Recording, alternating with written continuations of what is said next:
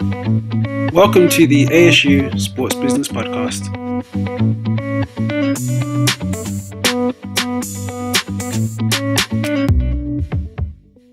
Hello, everyone, and welcome to the latest episode of the Africa Sports Unified Sports Business Podcast. We hope you're well. And in this episode, Ridley had a great conversation with Nicolas Pompigne-Mognard.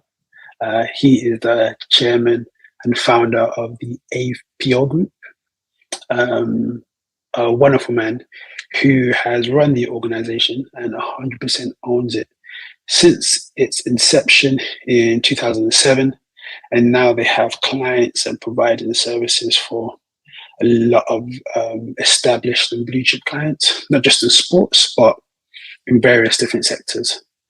And so this episode, we really touched on the growth, leadership skills, and just his story to inspire good leadership and good governance as well. I'm sure we can all take some lessons learned from what he's saying.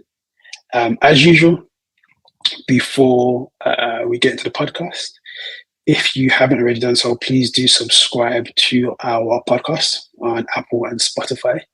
And also to our newsletter. So we produce a dedicated monthly newsletter that goes direct to your inbox over the latest insights in the Pan-African sports space. But I am sure you will enjoy this conversation with Nicolas. He's extremely busy, so we do appreciate his time and the nuggets that he managed to share with us, to be honest with you. So thank you so much, and we hope that you enjoy the conversation. Hi, everyone, and welcome back to another ASU podcast. Hope you're well. I'm so glad to have with me today a true visionary, a true pioneer, not just the African sports space, but just the African landscape as a whole. I'm so glad to have Nicolas Pompigne-Mognard, excuse my French tongue, everyone, with us today. But Nick, thank you, I'm trying. Close enough. That's fine. I'm trying to be multilingual like you. But no, Nicolas is dual nationality, French Gabonese, and I'm sure, as you all know, he's the founder and chairman of the APO group. And of course, we'll delve into that in a bit more detail. But they are, I would say, the leading Pan-African communications consultancy and press release distribution service firm across the continent, and they have, of course, global presence, which he started in 2007. But just to name some, or regurgitate some of the accolades of Nicolas specifically. So, and correct me if I'm wrong, you are an advisory board member for the African Energy Chamber, senior advisory board member of the Canada Africa Chamber of Business. You're a member of the task force for FIFA CAF Infrastructure Development Project, advisory board member for the Africa Hotel Investment Forum, and there's just so much more. Another founding member of Bloomberg New York. I can sit here and regurgitate some of your accolades and what you've done, but I think that's just testament to who you are and the journey that you've been on, and I guess what you are doing for the whole space. So, enough for me, but Nicolas, thank you for joining. How are you? I'm okay. Thank you for having me, and thank you for the very kind words of introduction. No, thank you so much for your time. I really appreciate it. I know you have a very, very busy schedule, and just to reiterate, so this series that we're doing and this purpose is to really delve into and just hear more from some of the leaders in that whole Pan-African sports space. So not just sports, but just Pan-African space in general. One of the key things that we have identified is that in order to develop industries, drive innovation, etc., you really need those leaders who are quite innovative and to be the spearhead of organizations and drive change and whatnot. And of course, you epitomize that so much. But I guess to start off with, my first question to you is, well, just tell us about your journey that led you to establish APO and what inspired you with this venture. I also want to ask you that as well, because recently on LinkedIn, you posted such an inspiring post about when you started APO, how many years ago, your wife, your 3 kids, etc. So you took that leap of faith. But yeah, just a bit more detail how you embarked upon that journey. Well, I was a journalist based in Europe. I was working for a media called Gabon News, which is a Gabonese media, Central Africa, and I was a correspondent for Europe based in Paris. And at the time, we're talking 2006, 7, 8. As you know, the narrative about the continent was extremely negative. The international media coverage was all about poverty and misery and AIDS and yes.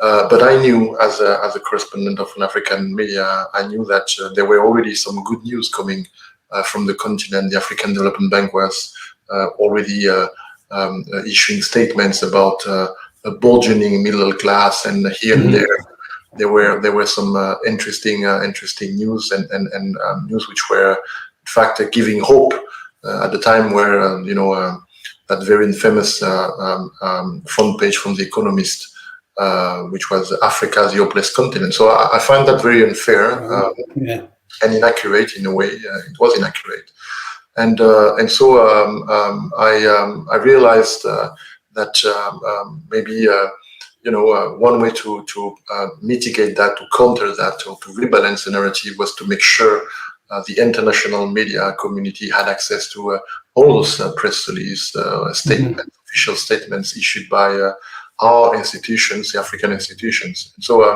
I did a little test, let's say, as a correspondent of an African media in Europe. One of my tasks was to receive as many press releases as possible. When the European Commission was issuing a statement about Africa, I needed to receive that statement. When the French Ministry of Foreign Affairs were making a statement about Africa, I needed to receive that. So part of my time was dedicated to contact, first of all, list all the institutions and wherever they are, including the United Nations institution headquartered in Europe, for instance, WHO in Geneva or FAO in Rome, etc., and subscribe to their press release in one way or in one form or the other. So some organization, you will have to call them to ask them to add your email into their media list. Some other, you will have to just go on their website, subscribe to the RSS feed, or subscribe to the mailing list. But at the time, I find it quite challenging. In fact, listing the organization was okay, but then for some organization in Europe, it will take you 1 month to be able to talk to the right person and make sure your email is added to the right email distribution list, etc., etc. So I did the test. I said, well, maybe one of the reasons why the narrative about Africa conveyed by the international media is so poor is because, well, those guys are not receiving those statements. Because me, I'm receiving the statement from the African Development Bank and the West African Development Bank and the African Union Commission and the Pan-African Parliament, etc. But maybe the international media, they don't receive that because maybe it's difficult for them to receive. So I did that thing. I went to our internal institution and I tried to put myself in the shoes of a Spanish journalist, French journalist, UK journalist, looking for international official statement issued by African institutions. And in fact, indeed, it was extremely complicated. The website was not clear. It would take months for you to and countless phone calls to make sure you receive the content and the press release, etc. So what I decided to do is to indeed put a lot of time contacting one after the other as many African institutions and organizations as I could, and to make sure I would be receiving their press releases, and then I put that in the same format. So the NewsML format, which is the international standard of news exchange in the world, added metadata, etc. And then when I had a consistent feed of news releases related to Africa, well, I went to the like of Bloomberg, Thomson Reuters, LexisNexis, Factiva, and a lot of others, news aggregators and professional platforms. And I told them, listen, I have a feed here of African-related news. Those are official statements from on all sorts of topic, economy, business, whatever, issued by African institutions. it's free. I'm giving that away for free. I'm giving access for free. Please make that available to the international media community. And so we hook up partnership with Bloomberg Terminal, Thomson Reuters Terminal, so Thomson Reuters Econ, LexisNexis, Deutschland Factiva. And so slowly, we through those very high-profile company, we were able to make all those African voices, if you wish, available, African narrative, African authoritative sources available to the international media community. So that's how it all started. And so from 2007 until 2012, APO was only doing press release distribution. And in 2012, we started to have some clients.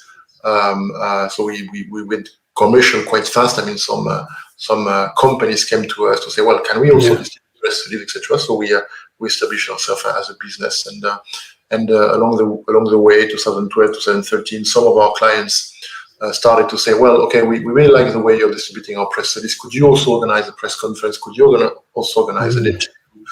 Could you publish an opinion piece for us, etc. And so from 2012 to 2018, we would provide press release distribution, but also public relation services, media relation services, but only on an ad hoc basis. So until 2018, APO is only a press release distribution service company, distributing text, image, video, and sound bites to the media. But we're also providing on an ad hoc basis, on demand, only to our clients, a few media relation services. So as I said, organizing interview, organizing press conferences. And it's only in 2018 that we are establishing a second business unit. And we became the leading Pan-African communication consultancy and press release distribution service. So two business units, press release distribution, public relation. And within 4 years, we became the largest, most prominent public relation agency on a Pan-African scale. So the specificity of the company, APO Group, is that we have two business units, press release distribution, public relation, and the second specificity is that we are Pan-African in everything we do. Either we can distribute press release on a Pan-African scale, or we can manage our public relation on a Pan-African scale. And so the company grew 40%. The revenue grew 40% in 2021, 60% in 2022. We are now managing the public relations for each 54 countries of the continent for the like of FIFA, Canon, Japan Foundation. We are working with Western Union, with Nestle. We have 320 clients, and we've just received 5 Sabre Award, which is the largest, the most prominent public relation award globally, and 5 is the highest number received by any company this year. So so we are indeed very successful. And the post you were referring to on LinkedIn, indeed, I was quite. I wasn't expecting that. It was quite successful. I've been liked close to 300 times, or if maybe more. And so in that post, I was explaining the fact that you see today we are distributing. So in the post, I'm stating that during the last 24 hours, we APO distributed press releases for Canon, African Development Bank. Whatever, all the big brands, etc. So many brands, Afrexim Bank, Marriott, Radisson. So I was highlighting the fact that within the last 24 hours, we APO distributed press release for some of the biggest brands in the world and some of the biggest institutions on the African continent. And so I was explaining how it took me back to 16 years ago. When I was in the office of PR Newswire, which was at the time the largest press release distribution service, I was visiting the office in London, their European office, and I was telling them at the time, and it was the same period of time was when I was started that narrative about Africa, the hopeless continent, etc. But I went to see them and I said, listen, Africa doesn't have a press release distribution industry. There is no actors. No one is doing that, but there is potential. At some point, someone will become the king of press release distribution in Africa. There is potential, and I was trying to.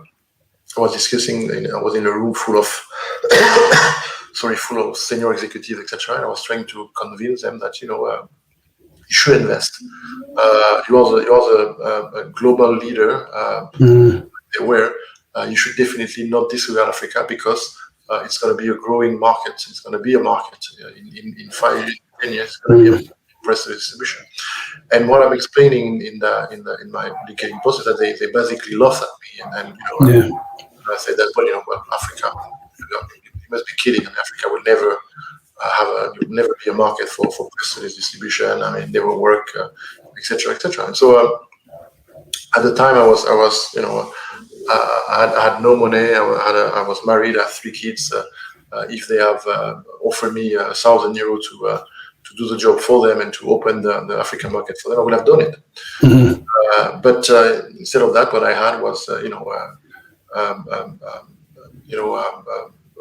don't know if you say that in English, but it was a very unpleasant. Just rejections, yeah.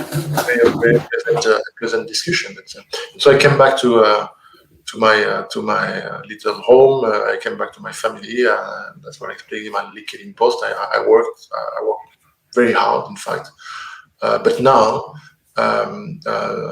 16 years after, so it's a long time. But 16 years after a lot of time and effort, APO reigns supreme when it comes to press distribution in Africa. I mean, there is not one company which can remotely compare to APO when it comes to press release distribution on the African continent.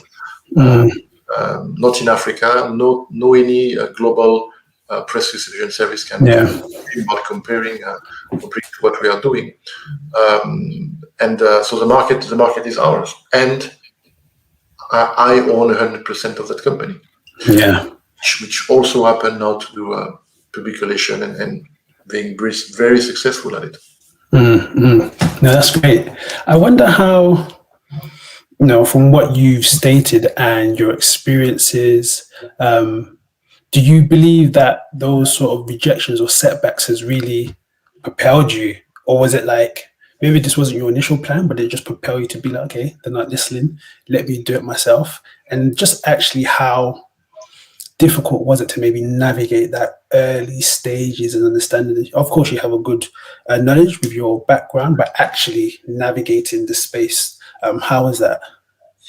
Well, to be honest, I didn't know nothing about the press release distribution industry. Okay. I mean, a lot of people think that because I was a journalist, I knew all, but I wasn't an entrepreneur. Yeah. I wasn't in the public relation or press distribution industry. I was a journalist. Like, and those two title position industry are completely different. I mean, believe me, it's not because you are a journalist that you can become an entrepreneur, and that you can become, and not because a journalist, you can become an entrepreneur in the press release business. So I wasn't really prepared to that, and I didn't do a business school or whatever. So I mean, I had to learn it all on the job by myself, just doing it. I started on my own. I started on my own in my living room, and that's why today I still own 100% of my company, because I never had any investors. I never had any bank loan or etc. I was saying that APO grew 40%. The revenue grew 40% in 2011, 60% 2002. But I should add, as I said, that I own 100% of the company, and that company has no debt. Yeah. So I did it the hard way, if you wish, compared to some entrepreneurs which claim they did it all on their own, but actually started with a 10 million loan or whatever. Support, yeah. So I had to learn everything while doing it. Now, yes, I think definitely there is a story of resilience and the idea or the will to fight something which is unfair, and starting by the image that the African continent had. so many 99% of any discussion, any serious discussion about Africa should start with a statement. Africa is not a country. Mm-hmm. Africa is not a country. Africa is 54 countries, and I'm always amazed that Western countries, and for instance, European countries, they are from France, from Germany, from Portugal, from Italy. They are talking about Africa, but Europe is 8 countries, and it's a mess. And it's a mess. We have 54 countries. So Africa is not a country, and so along the 15 years I've been around, some countries, some individual countries has up and downs. Some country will develop, some other will be facing conflict, etc. But overall, you cannot be African. You cannot look at Africa during the last 15 years and being hopeless, thinking that there is no potential nowhere across that continent. So I think the idea is that once and for all, it's a given that Africa, so all those 54 countries and that entire population, is hopeless. And so there is nothing to do there. There is no investment to be made. There is, and by the way, let's continue to convey that message across the world, because we have the power of the international media that there is nothing to be done there, and those people in that continent are hopeless. Yeah, when you hear that too much, too often, from two different media or channel, etc. Well, you may want to fight this at some point, because it's unfair, because it's inaccurate, and so and I know that on that LinkedIn post there is one thing which made a few people react, and I'm not born with the internet, and so I find those hashtags very funny, and and so I'm making my own hashtags, I don't care. I understand the purpose of a hashtag, and for me, I'm making my own hashtag. So I put on the LinkedIn post, I put the hashtag, prove them wrong or die trying. Yeah. It was very much about that. It was about prove them wrong. If I was a little bit more straightforward, or even a little bit rude, I would say that 16 years ago, I was in that room. I was nothing. I had no money, and I was surrounded by 10 vice presidents, senior vice president, whatever. Which were like very, full of themselves, and so sure that Africa never be a market for press distribution. Well, today I'm making more money than all of them combined. Wow. So that would have been a big statement. I guess maybe they were wrong. Now it took a lot of work. I didn't do that in 6 months and working part time. I did that in 15 years, working a lot. But I think if they are listening, if they remember, I prove them wrong, right? Yeah. Indeed. No, I love that. It's just a great insight in terms of some of the early challenges you faced doing this, and honestly, like, hats off to you. But I guess from the landscape probably has changed from when you started 16 years ago to it now, especially in the quote unquote media space that APO operates in.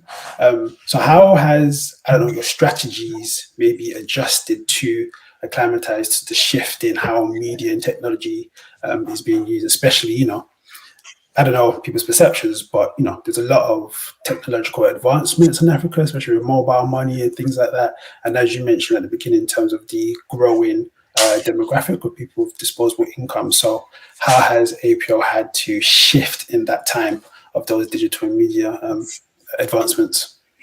Well, for APO, so first of all, there have been indeed a lot of evolutions in the African landscape, right? But to me, the way I see it, the main evolution is not about technology or etc. So if you look globally, there have been a huge evolution, of course, and so the entire media landscape, the global media landscape, is still searching, I think, for new way to monetize. So there is three of the main challenges that the international media landscape are facing is monetization, talents, and digitalization. But if we go back to Africa, those are the same challenges, right? Africa is part of the world, right? So same monetization, digitalization, talents, and talent retention. Okay, fine. But Africa, in my view, is facing way more bigger phenomenon, which is also a way more bigger problem, which is also in line with the discussion we just had. So you see, what happened is that 15 years ago, all these multinational companies would say, well, Africa, China, maybe Africa, there is nothing to do there, etc., etc. But then, starting 10 years ago or so, more and more multinational companies started to invest on the continent.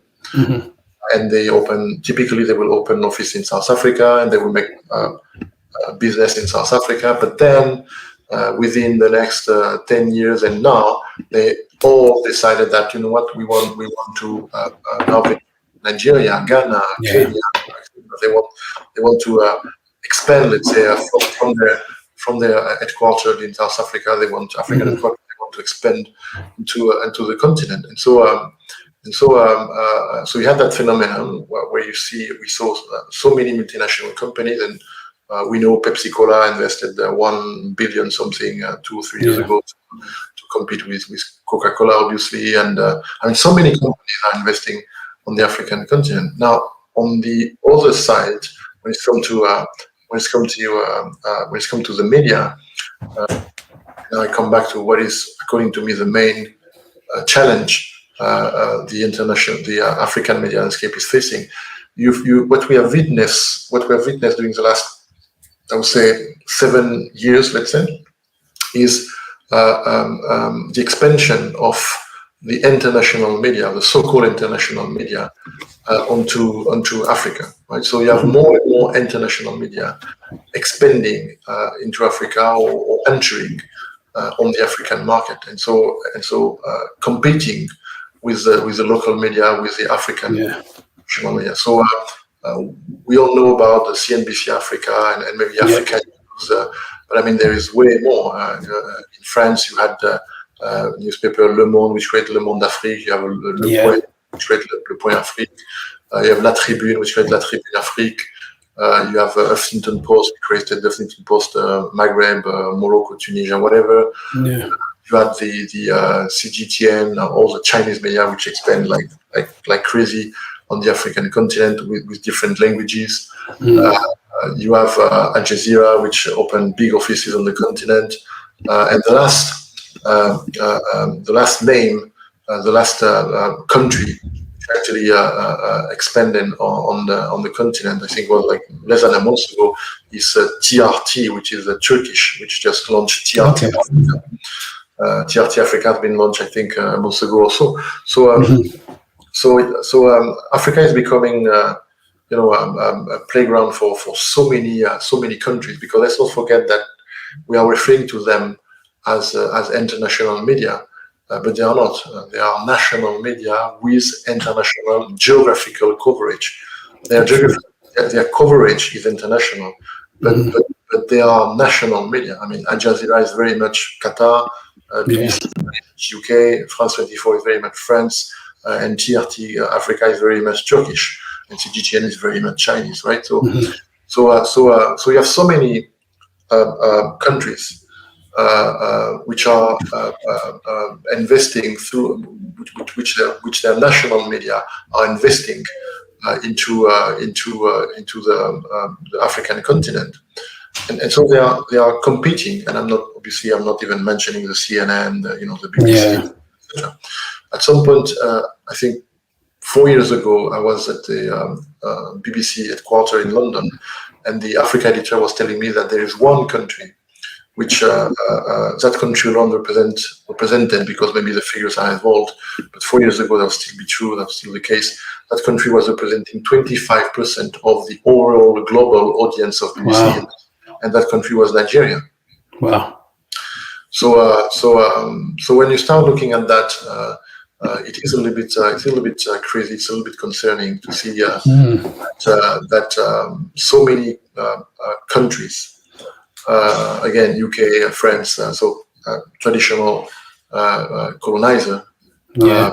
Now, Germany with the Welle, Al Jazeera with Qatar with Al Jazeera, Turkish with TRT Africa, China with CGTN and Xinhua, and I'm probably forgetting others.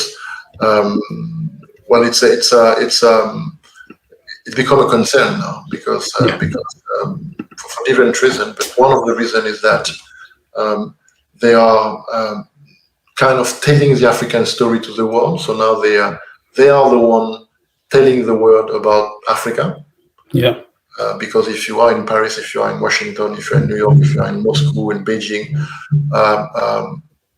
well, Africa doesn't have that international media, so you have to rely on those national media, with international geographical coverage, to tell you what is happening in Africa. I mean, and strangely enough, and it's very disappointing. But if I'm Nigerian, I'm in Nigeria, I want to know what is happening in Kenya.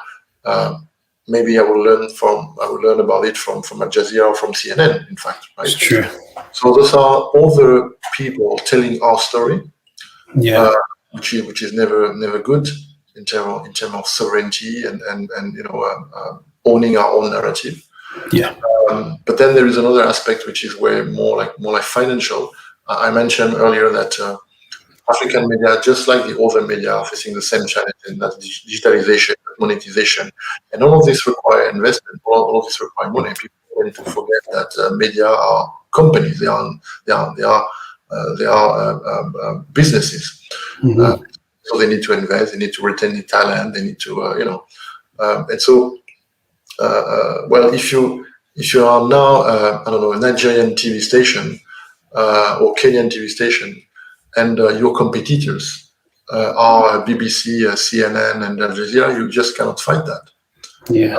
Competitors for advertising, competitors for talents also. So the situation is a bit it's a huge preoccupation. Yeah. And there is for years now there is a discussion about giving Africa its own voice, giving Africa its own international media. But that's another story. I think what you said, you've touched on things that resonate, not just in your own background, but across different sectors when it comes to Africa. In terms of financially, you're competing with, as you mentioned, national organizations with maybe international focus who have deeper pockets. And it becomes very difficult to compete. And the key thing that you said, and I'm going to actually touch on this because it's a quote that you used often. You've mentioned, well, the quote is, if we don't own our own story, we will lose our sovereignty. And so it goes back to the point that you mentioned about these international organizations telling the stories. If I'm in Nigeria, I can't see, or from a local broadcaster, information about what's going on in Kenya, for example. I mean, difficult question to ask you what's the solution, but I guess it's maybe in the day-to-day, like with organizations such as APO, to show, look, it can actually be done. But I guess competing in that international market just makes it difficult to, find that tension, because there's a lot of work on the continent that's actually great work, but because maybe lack of finances or lack of that exposure, you can easily go to another, I don't know, CNN, BBC, etc. Well, in public relation, which is our industry, one of the things we have to explain sometimes to our clients is that one of the very basic things we have to explain to our clients is that if they are not talking about their activity, talking about themselves, others will talk about them, and they may not like it. If you leave other people talking about you and being your image in the mind of your audience, your clients, etc., you may not like what's going to happen. Yeah. That's why you need to step in, and you need to define a strategy and define your messaging and your narrative, and make sure you own your own story, let's say. Yeah. Yeah. So I guess when it's come to the African continent again, how do you get 54 countries or the institutions of those countries, so African Union Commission, African Development Bank, on realizing that or considering that it's important that that country actually has a voice, across the world, and manage to get itself a voice to rebalance the narrative and just to have our own on the image. Which is shaped about the continent across the world, globally, etc. So, I mean, I had that discussion for more than a decade with the like of African Development Bank and African Union Commission. Individually, the people I'm discussing with, they understand the idea, they understand the necessity. If you run a pool or a survey or whatever, you will find that everyone can understand that it is a necessity, and the sooner the better. When it's come to make it happen, for some reason it doesn't work. And by the way, I don't want to insult the past. There have been, of course, initiatives to try to do just that. I mean, Pana-Press, for instance, which was the Pan-African press agency, was very much. And it was an initiative supported or even initiated by the African Union Commission, was very much about that. But it failed, and Pana-Press today is, no offense to anyone, but Pana-Press today is nothing.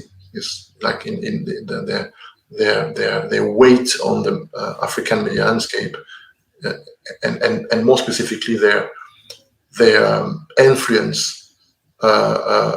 Their global influence to shape the narrative about the continent, etc., is like nothing, or close to nothing.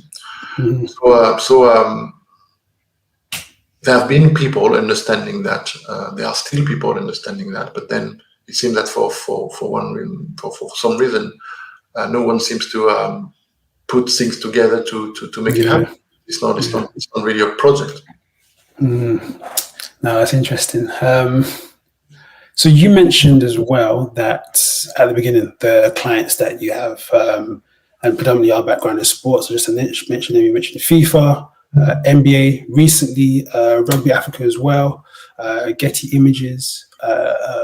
Such an impressive client roster across so many different sectors.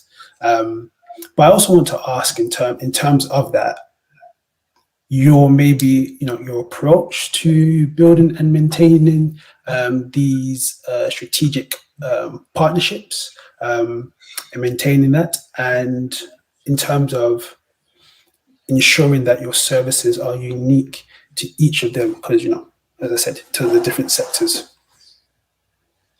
Well, first of all, we do have very prestigious clients in the sport industry. Sport is a big chunk of our business, but in fact, most of our business is corporations.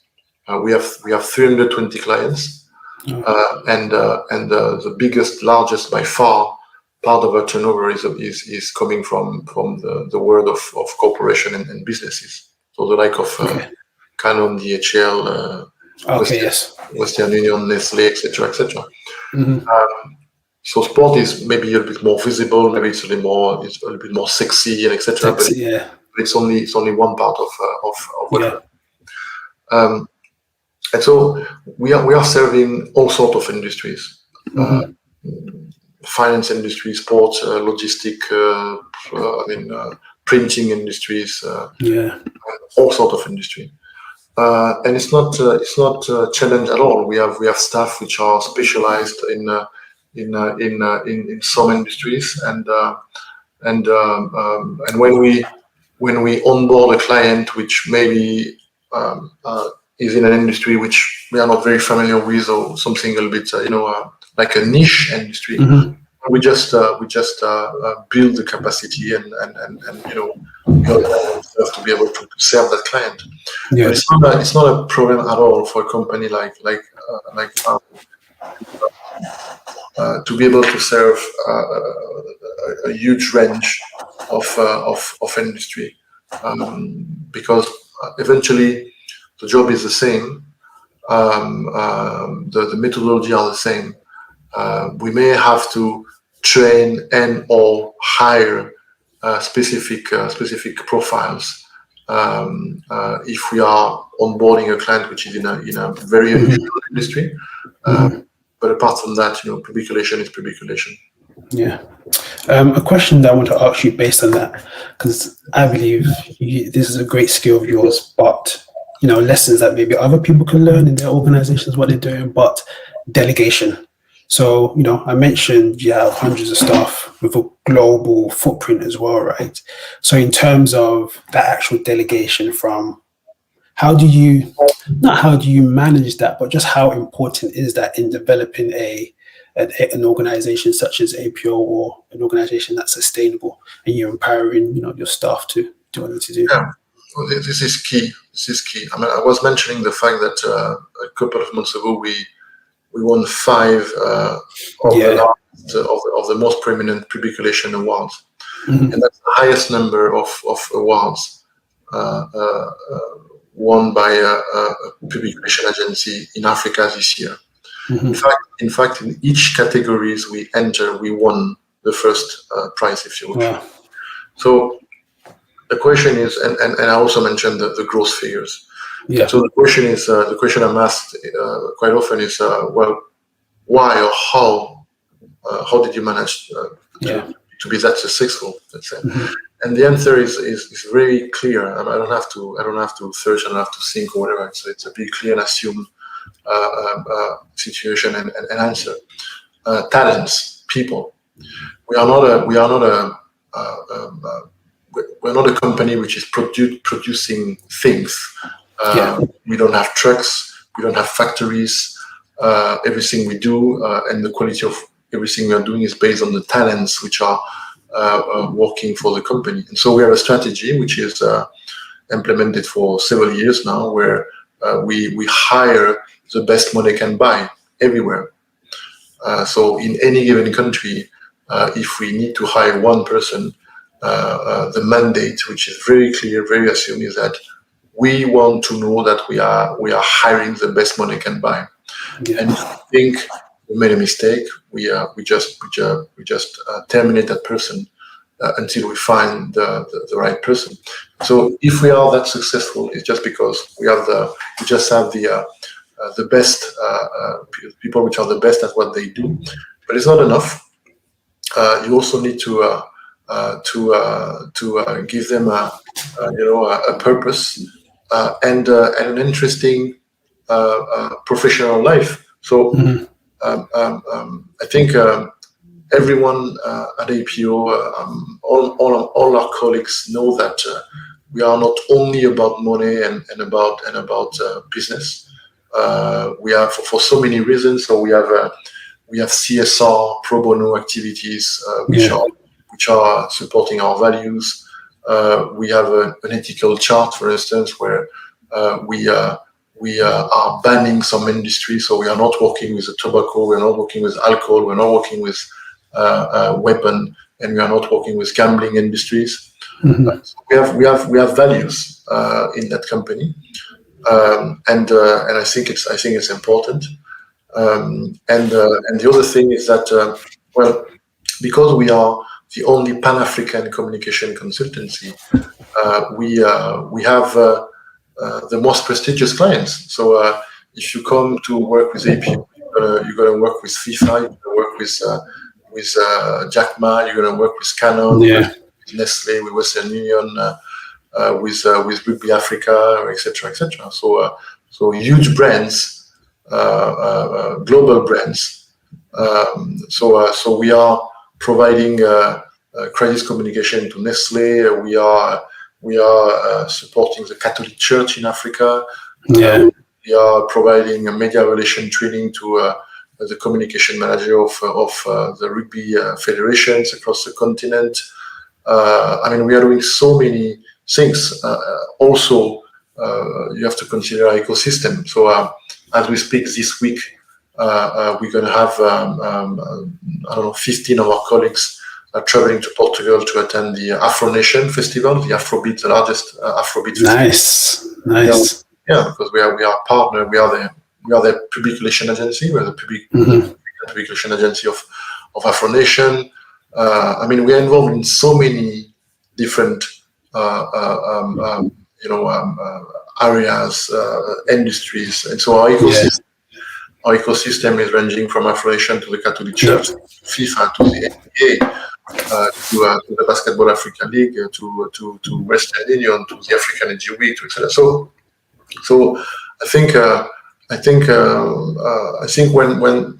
when the job you're having is in a company which is Pan-African, which has values, which has the big logos, so the largest portfolio of very prestigious clients, which clearly is not there only to make money, which is actually giving back to the continent and to the community, and which is winning awards. Plus we are paying.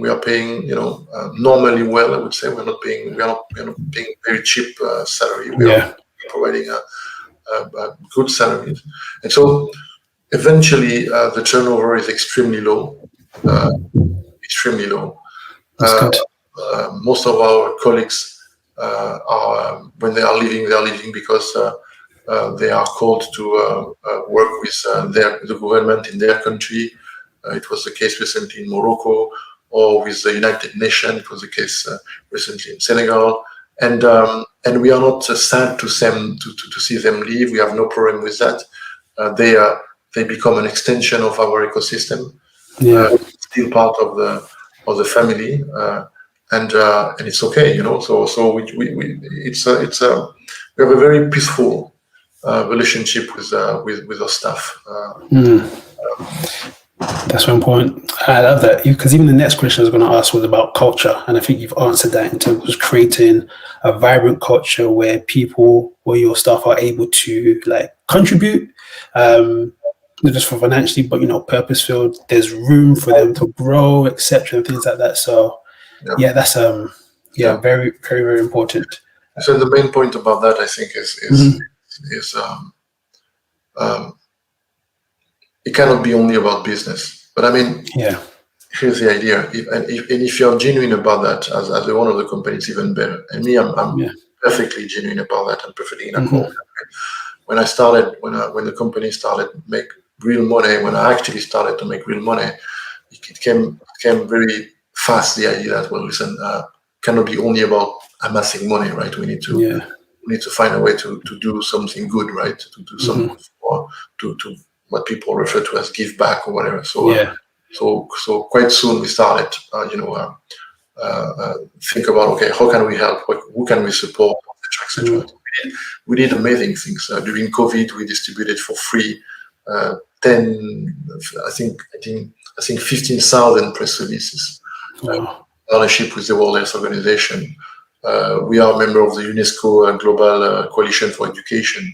I mean, people do not realize that, and because we are not necessarily communicating on it, but we are constantly, any given year,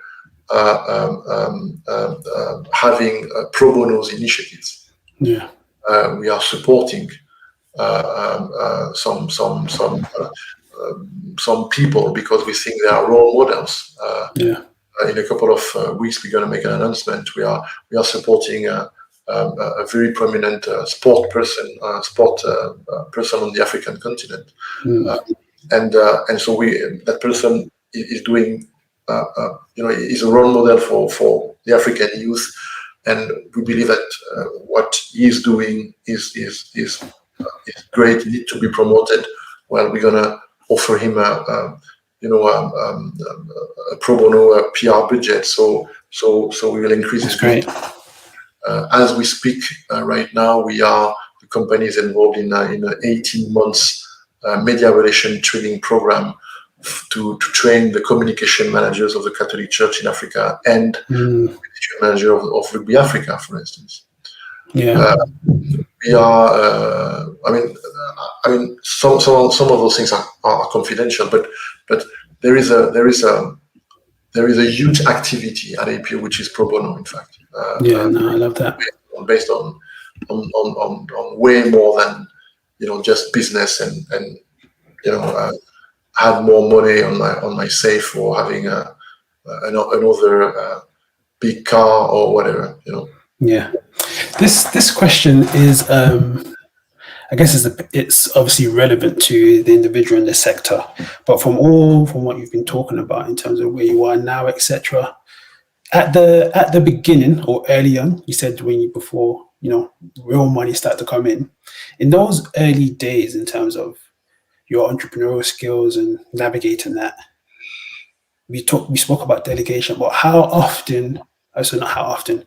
crucial was it for you to, I guess, be flexible, because I'm assuming you're doing a lot of things at that time, but also trying to be, wise with your time in order that you're spending enough time on the things that you should do to help push forward, which was, an early APO, if that makes sense. Because I'm sure you had those, those maybe loads of things that you could be working on, but making sure you're prioritizing your time to work on the things that are important on the APO course. As I said, I started alone.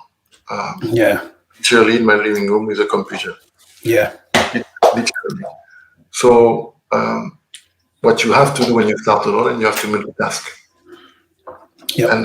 And so you are doing the sales, you are doing the IT, you are doing the accounting, you are doing the marketing, you are doing the delivery, you are doing all those things.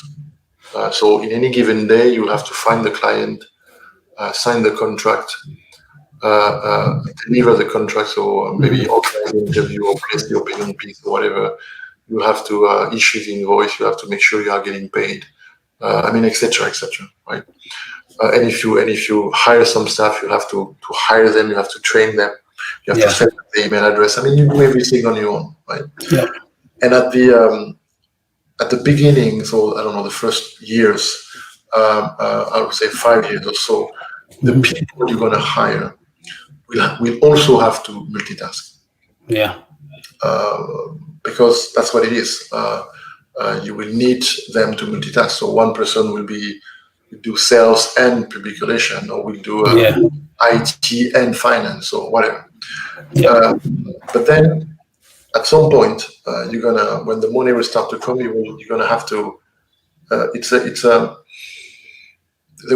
Something is going to happen. It's not going to happen in months. It's going to happen within 2-3 years, where the first part of your journey, you're going to need multitasking people. Yeah. Those people will take you somewhere, and then at some point it will be important for you to understand that now you reach a point where you need to do the complete opposite. You need to specialize. You need to professionalize. You need to hire people who are better than you are at what they do. So you need multitaskers to get to a certain point. When you are at that point, the only way for you to grow is to hire professional experts at what they do. And so maybe I can give you the example of sales, for instance, or commercial. Maybe at the beginning, for the first 3-4 years, you're going to have salesperson which are working on a model which is referred to as an island. They are doing everything, so they are identifying their prospects, turning them into leads, selling, contracting, but also farming them. So maybe you're going to start with that because you don't have money to pay more people anyway. But then 5 years down the line, 10 years down the line, then you're going to change the way you're selling and you're going to move to an assembly line where you have people specialized in lead generation, people specialized in qualifying the leads, people specialized in closing the contract, and people specialized in customer success and making sure those clients are happy and trying to sell more. Because each task, in fact, requires specific expertise. So if you don't have enough money to pay 5 people to create that assembly line, you need one guy which is able to generate money, period. That's it. But then if you want to grow, you need to hire professional people, experts, people, skilled people, and as far as you go, you will. As long as you go, you will. It's about specialization and professionalization. Yeah, 100%. You also, I know you're quite, of course, passionate about entrepreneurship and innovation. You do a lot of talks on that subject as well. But with someone with your vast knowledge, right? What advice do you have for aspiring entrepreneurs who are looking to build their own organization and make a positive impact in the Pan-African context? Well, you mentioned it. I'm giving lectures. So each time I'm traveling on the African continent, each country I go, I always take 3-4 hours to go to a university, at the minimum one, and I'm giving a lecture on usually 2 topics. First, I'm giving a master class in media relations to communications students. But then I always also give a lecture on entrepreneurship. And the last time I did that was in Lusaka 3 weeks ago, and I'm going to do that in Kenya, in Nairobi in a few weeks, and probably in Kampala also. So when it's come to entrepreneurship, I will not detail that here, but I have a list of 40 plus tips which I'm detailing. The first thing I would say, there are, again, the reason why there are 42 tips or so is because it is complex. It is complex. But among the things I can tell you based on what you just asked me, I think there are 2 preconceived which we can address right now. The first thing is reaffirm that everyone can create a company. See young people which think entrepreneurs are very special people. They are blue blood or something like that. They are special kind, etc. That's true. Entrepreneurship is a real, maybe not the only one, but it's one of the real equalizer. Entrepreneurship, if you work hard, and maybe it's not enough, you also need a bit of luck, you also need to meet the right people, etc. But if you work hard, it doesn't matter which part of the country you are coming from, doesn't matter who are your parents, etc., etc. You can do it on your own. You can raise your own. Doesn't matter the diplomas you have, etc. So I think it's good to reaffirm that anyone can become an entrepreneur. Tomorrow you can decide that you want to become an entrepreneur. Now, creating a company, anyone can do. Anyone can go to an office, register a company, etc. Developing a company is a real challenge. That's why you have so many people which, for instance, in the public relation industry, and no offense to anyone, but there are so many people which create a public relation agency or establish themselves as a public relation agency, and you come back to them 5 years, 10 years down the line, and there are 3 people, 4 or 5 staff. That's because creating a company is one thing, having 1 or 2 contacts and juggling with 1 or 2 contracts is one thing, but developing your company, making it 10 staff, 20 staff, 50 staff, 100 staff, scaling up. That's the real challenge. Now, another preconceived is that somehow people think that to create a company you need an idea. So you have that narrative that you want to create a company, well, what you need to find is an idea, and so somehow they some of them at least assume that well, maybe you take a pen and a paper and you just sit at your desk and you wait. You think hard until you find an idea, but that doesn't work. It doesn't work that way. What you need to find is not an idea. What you need to find is an opportunity, and you do not find an opportunity by being seated at your desk with a pen and a paper. You find an opportunity by getting to the world, meeting people, taking advantage of any trip you can make, any meeting any people you can meet, and that is where it's so important when you are a young person to not be picky. If you are offered an internship, if you are offered to do volunteering, etc., because if you are entrepreneur minded and you know you would like to create a company at some point, whatever this is really, it is by meeting people and looking around and mingling with people that you're gonna connect the dots. Okay, well, yeah, that guy told me that guy told me that, and none of those guys know what I know about that because I met that other guy 6 months ago. I'm connecting the dots here. There is an opportunity. No, I love that. Let's try. And it's also about network.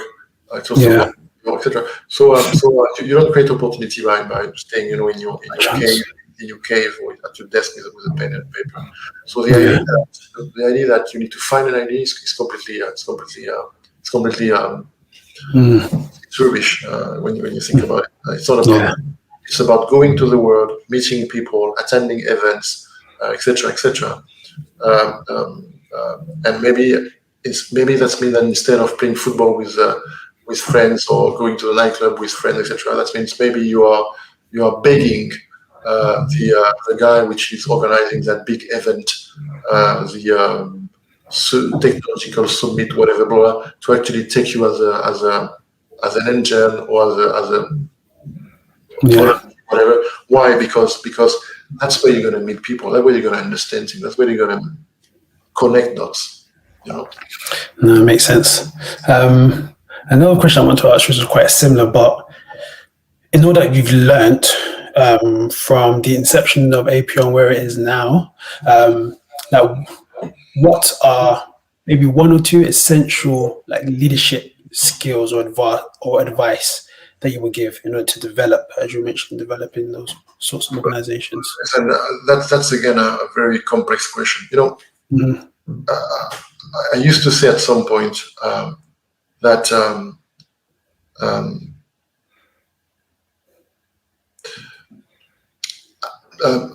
entrepreneurship, so developing a company, so creating, anyone can do what I said, but developing a company is one of the most difficult thing a human being can do.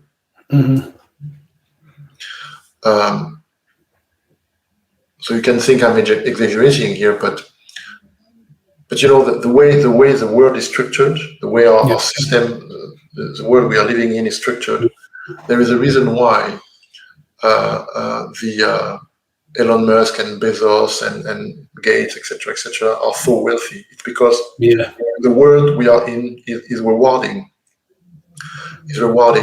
that and the entrepreneurship. And the reason why it's rewarding that is because it's very difficult. Not everyone can do it. If it was easy, it will have no value, right? It's a very it takes a lot of things to come together to make a successful business. And it's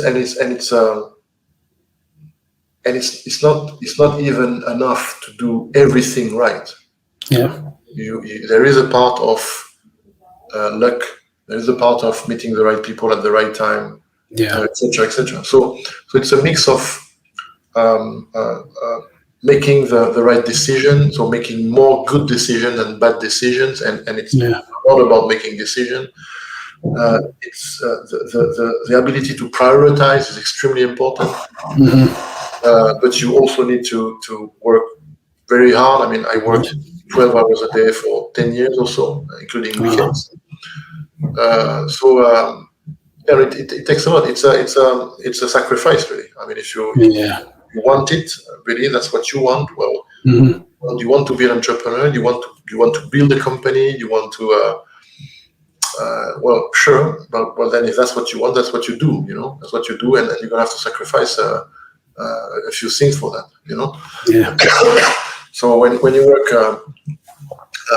work 12 hours a day for 10 years, what I'm explaining to the students when I'm giving lectures is that I consider myself a survivor. And when I said that, I always pause for a few seconds because I know some of those students will laugh, with your survivor. I mean, what do you even mean, survivor? What is it? You went to war, you're a soldier now, or whatever, something like that. And then I pause for a few seconds and I say, yeah, because, I worked 12 hours a day for 10 years. I didn't have a cancer, I didn't have a stroke, I didn't have a heart attack, and I did not even divorce.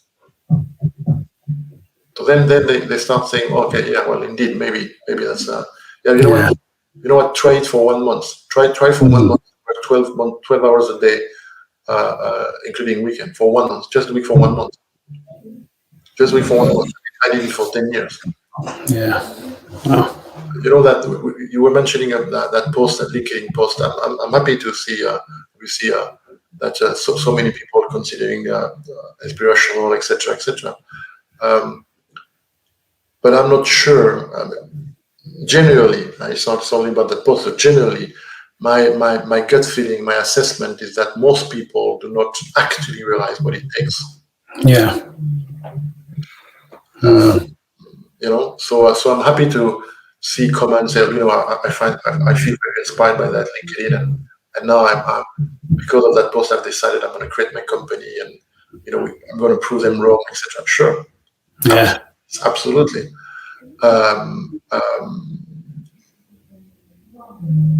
But it's gonna cost you. Yeah. Wow. No, those are sort of insights that people need to hear. Rewarding, but it is extremely, extremely tough. So I guess as we wrap up, I guess just a few more questions that I want to ask in terms of, I guess for APO, what's next in like the next 5 to 10 years or so? 10 years. Well, we have so there are two things happening within the company as we speak. To let's say big development, I would say, like structural level. Infrastructure, okay, yeah. For the company. Unfortunately, I cannot disclose the detail of that. No problem. But let's just say that we will venture into an additional subcategory of public relation. Let's say a specific activity. It's still public relation, but it's very specific. And it's very exciting because those are very exciting projects, and the average amounts of those contracts is way higher than what we are used to company today. So all this is very exciting. But listen, what we want to do is to continue on that trajectory of success and making sure we are the uncontested, unrivaled public relation agency, African public relation agency on the African continent. Yeah. The only companies which could claim that they are comparing to APO Group are non-African companies. They are global companies. So personally, I would like the leading Pan-African public relation agency, the company which owned the market of public relation on the Pan-African, to be an African company. So I want APO to be that company. I don't want a New York headquartered company to claim Africa. Yeah. Let's not forget that APO stands for African Press Organization. APO is an African Press Organization is our name. So there is that, and I'm not worried about that. I think again we we have a very good, very well established model. Clients are happy. Retention rate is 100%. That's great. Staff is happy. We have very low turnover, if any. So the prospect, we are winning awards. The prospects are extremely good, extremely positive. Yeah. No, good. And I guess also from a personal perspective, how do you see, similar 5-10 years? You still working as hard, or I guess more on a personal level? Well, I think individually as well, in terms of boards and advisory and things like that. So freedom is not doing nothing in my mind. Yeah. In my opinion, freedom is doing what you want. Yes. Not doing nothing, but doing what you want. I'm lucky enough that I'm doing more and more what I want. Mm-hmm. But I'm not there yet. I'm not doing 100% of the time what I would like to do. Yeah.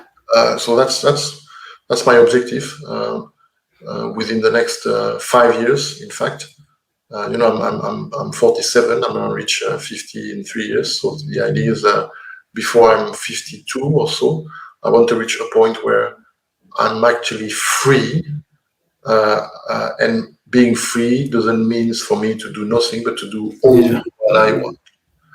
I was telling you about our ecosystem.